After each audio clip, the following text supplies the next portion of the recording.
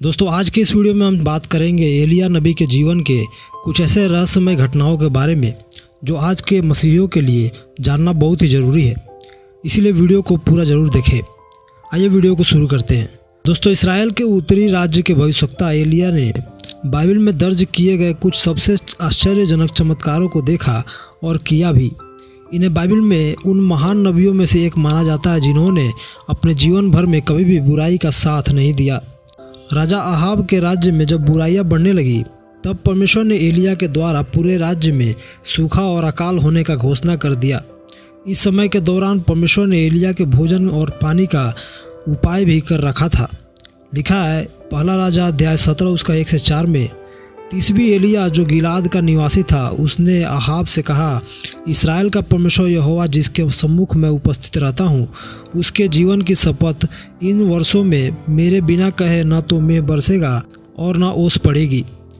तब यहोवा का यह वचन उसके पास पहुँचा, यहाँ से चलकर पूरब की ओर जा और करीत नामक नाले में जो यरदन के पूर्व में है छिप जा। उसी नदी का पानी तू पिया कर और मैंने कौवों को आज्ञा दी है कि वे तुझे वहाँ खिलाएं। यहाँ पर हम देख सकते हैं कि परमेश्वर ने एलिया को आज्ञा दिया कि करीत नामक नाले में जाकर छिप जाओ, और इसके बाद एलिया ने ऐसा ही किया और वह जाकर करीत नाले के पास छिप गया जो यरदन नदी के पास था। वह नदी का पानी पिया करता था और परमेश्वर की आज्ञा के अनुसार कौवे एलिया के लिए सुबह शाम रोटी और मांस लाया करते थे, जिससे एलिया अपना पेट भरता था। लेकिन कुछ समय के बाद ही राज्य में बारिश न होने के कारण नदी भी सूख गई, जो एलिया नबी के लिए समस्या हो गया। परंतु परमेश्वर उसे एक विधवा के घर ले गया जो राज्य के सूखे का सामना कर रही थी। परमेश्वर ने एलिया को अधिकार दिया कि वह उस विधवा स्त्री को आश्वासन दे कि उसके घर का आटा और तेल जब तक अकाल रहेगा तब तक खत्म नहीं होगा। एलिया जब परमेश्वर के वचन के अनुसार सारपत को गया तो वहाँ उसे एक विधवा स्त्री दिखाई दी जो सूखी लकड़ियाँ इकट्ठा कर रही थी। एलिया नबी ने उस विधवा स्त्री से निवेदन किया कि उसके लिए पानी लेकर आए, और जब वह पानी लाने जा ही रही थी तब एलिया उससे रोटी लाने के लिए भी निवेदन किया।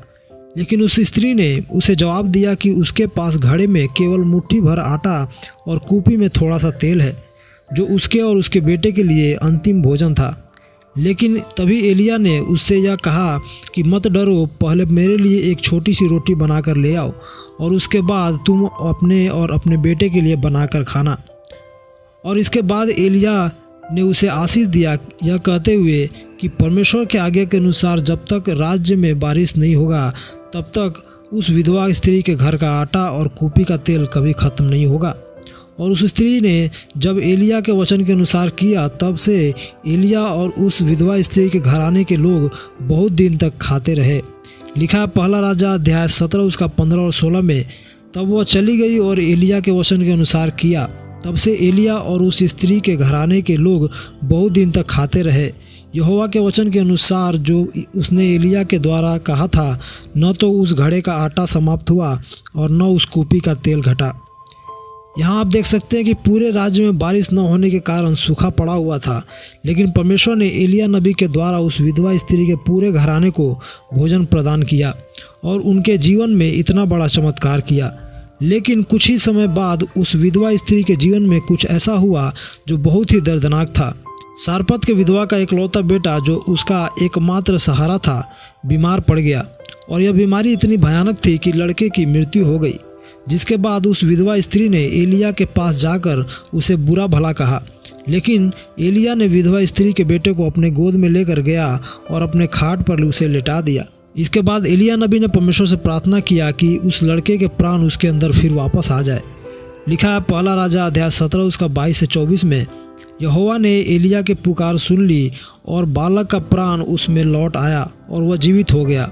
तब एलिया उस बालक को अटारी पर से नीचे घर में ले आया और उसे उसकी माता को सौंप दिया, और एलिया ने कहा, देख तेरा बेटा जीवित है। तब उस स्त्री ने एलिया से कहा, अब मैं जान गई हूँ कि तू परमेश्वर का जन है और तेरे मुंह से निकला हुआ यहोवा का वचन सत्य है।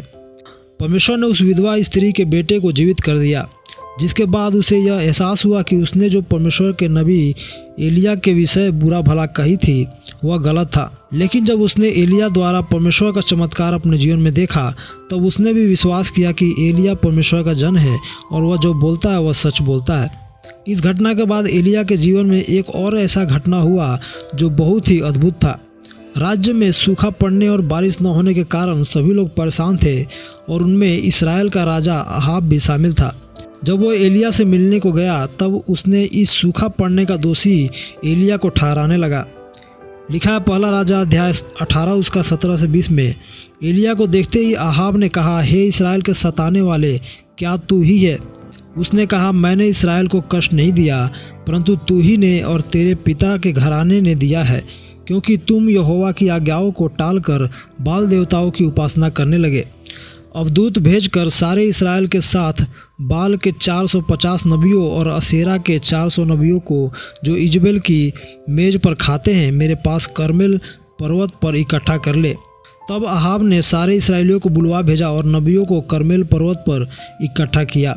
जब सब इस्राएली और बाल देवता के नबी इकट्ठा हो गए तब एलिय्याह नबी ने उनके सामने एक चुनौती रखी कि कब तक तुम दो विचारों में रहोगे कि कौन सच्चा परमेश्वर है, बाल देवता या फिर परमेश्वर यहोवा। इसीलिए इस संदेह को दूर करने के लिए एलिय्याह नबी ने एक चैलेंज रखा। अब उस समय क्योंकि जानवर को बलिदान किया जाता था तो यह चैलेंज भी उसी से संबंधित था, जिसमें 2 बछड़े को लाया जाए, एक बछड़ा बाल देवता के पुजारियों को दिया जाए और एक एलिय्याह नबी को। और बलिदान करने का शर्त यह बताया गया कि बलिदान को जलाने के लिए कोई भी आग नहीं जलाई जाएगी। और जब दोनों पक्ष के लोग अपने अपने ईश्वर को पुकारे तब जो भी ईश्वर आग गिराकर उस बलिदान को जलाएगा वही सच्चा परमेश्वर माना जाएगा। इस शर्त को सुनाने के बाद एलिय्याह नबी ने बाल देवता के पुजारियों को पहला मौका दिया कि वह बलिदान करे और अपने देवता से आग गिराने के लिए विनती करे। और फिर बाल देवता के पुजारियों ने अपना कार्य शुरू कर दिया, अपने देवता को पुकारने लगे। सुबह से दोपहर हो गया लेकिन बलिदान पर कोई आग नहीं गिरी और ना ही उनके देवता का कोई उत्तर मिला। लिखा है पहला राजा अध्याय 18 उसका 28 और 29 में, अतः उन्होंने जोर जोर से पुकार कर अपनी रीति के अनुसार तलवारों और भालों से अपने आप को यहाँ तक घायल किया कि लहू लुहान हो गए। तब ऐसा हुआ कि दोपहर बीत गई वरन भेंट चढ़ाने का समय आ गया और वे चिल्लाते ही रहे, परंतु न तो किसी ने उत्तर दिया और न कोई ध्यान दिया। जब बाल देवता के पुजारियों को उनके देवताओं से उत्तर नहीं मिला तब एलिय्याह नबी ने अपने परमेश्वर यहोवा को बलिदान देने की तैयारियां शुरू कर दी और जिस वेदी को गिरा दिया गया था उसे मरम्मत कराया गया। इसके बाद एलिय्याह नबी ने उस वेदी के चारों तरफ एक खाई बनवाया और वेदी के ऊपर रखे गए लकड़ियों और बलिदान के पशु के ऊपर 3 बार पानी डलवाया। यह शायद इसीलिए भी ताकि कोई भी इस बात पर संदेह न करे कि वेदी के नीचे पहले से आग होगी। एलिय्याह नबी ने परमेश्वर को पुकारा और उसके पुकारने से परमेश्वर ने आग गिराया और जो कुछ बलिदान था वह सब पूरी तरह से भस्म हो गया। लिखा है पहला राजा अध्याय 18 उसका 37 से 39 में, हे यहोवा मेरी सुन कि ये लोग जान ले कि हे यहोवा तू ही परमेश्वर है और तू ही उनका मन लौटा लेता है। तब यहोवा की आग आकाश से प्रकट हुई और होम बलि को लकड़ी और पत्थरों को धूलि समेत भस्म कर दिया और गड्ढे में का जल भी सुखा दिया। यह देख सब लोग मुंह के बल गिरकर बोल उठे, यहोवा ही परमेश्वर है, यहोवा ही परमेश्वर है। यहाँ हम देख सकते हैं कि किस प्रकार से परमेश्वर ने अपनी महानता को सभी लोगों पर प्रकट किया और एलिय्याह नबी के जीवन में इतना महान काम को किया। बाल देवता के पुजारियों को उनके देवताओं से कोई जवाब नहीं मिला, लेकिन एलिय्याह नबी ने अपने चैलेंज में सफल होकर यह साबित कर दिया कि परमेश्वर यहोवा ही एकमात्र सच्चा परमेश्वर है और वहाँ मौजूद सभी लोगों ने भी यह विश्वास किया कि यहोवा ही परमेश्वर है।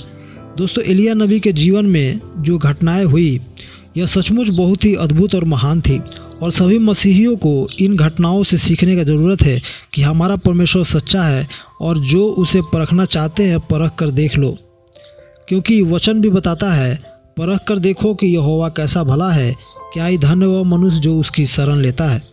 आशा करता हूँ आज की इस वीडियो से आपको बहुत कुछ सीखने को मिला होगा।